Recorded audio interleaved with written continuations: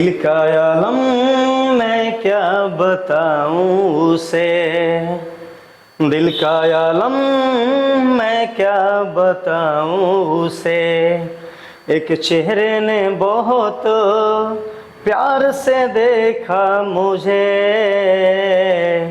दिल का आलम मैं क्या बताऊं उसे। नमस्कार, मैं हूं एक कुमार सौरभ और आज का क्लास जो है ज्योग्राफी का क्लास है, क्लास 10th का, जिसमें फर्स्ट चैप्टर है भारत संसाधन एवं उपयोग, जो कि पाठ 1 और खंड क का है, जिसे इकाई 1 से भी हम लोग इंडिकेट करते हैं। और पहला जो हमारा सवाल का जो हेडिंग दिया है वो है संसाधन एवं उपयोग। सबसे पहले हम समझेंगे कि संसाधन क्या है। वैसे आपको बोर्ड पे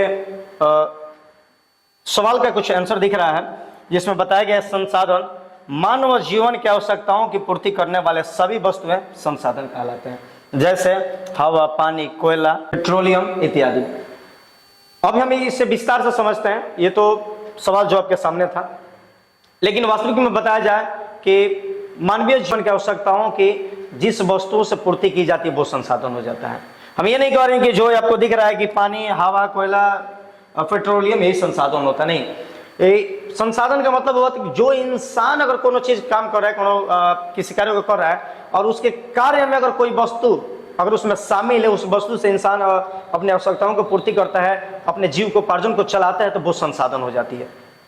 पर्यावरण में उपलब्ध सभी वस्तुएं संसाधन है, मानव जीवन की आवश्यकताओं को पूर्ति करते हैं वो वस्तुएं सभी संसाधन है। हमारे यहाँ पे ये मार्कर दिख रहे हैं, ये भी संसाधन है। ये जो बोर्ड दिख रहा है जिसपे हम पढ़ा रहे हैं, ये भी संसाधन है, क्योंकि ये पढ़ाने के काम आ रहा है, ये मार्कर लिखने के काम आ रहा है। इस हिसाब से मानव जीवन के हर आवश्यकताओं में पूर्ति, आप यूं कहें कि जिसे हम देख सकते हैं वो संसाधन है, और जिसे हम नहीं देख सकते हैं वो भी संसाधन है। अब आप कहिएगा सर जिसे हम नहीं देखते वो संसाधन कैसे हो सकता है? संसाधन है। हम हवा को देखते नहीं है, लेकिन हवा के बगैर कोई जिंदा नहीं रह सकता, इसलिए हवा जो है हमारे लिए संसाधन है।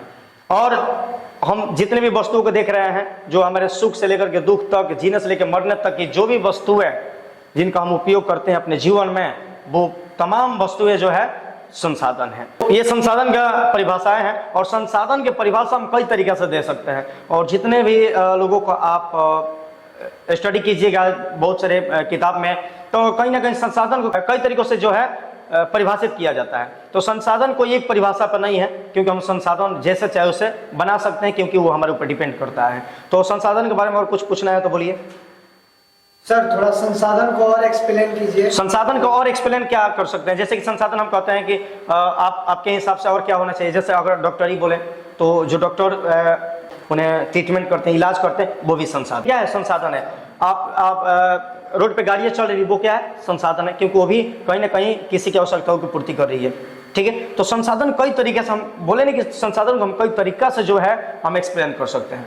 तो सर संसाधन डांस भी है? हाँ, डांस भी है संसाधन। कला भी संसाधन होता है, क्योंकि कला से क्या होता है कि अगर कोई कलाकार कला दिखा रहा है तो किसी न किसी को क्या करता है? प्रसन्न करता है, या फिर किसी के वो भी किसी की आवश्यकताओं की भी पूर्ति करता है, तो भी संसाधन हो सकता है।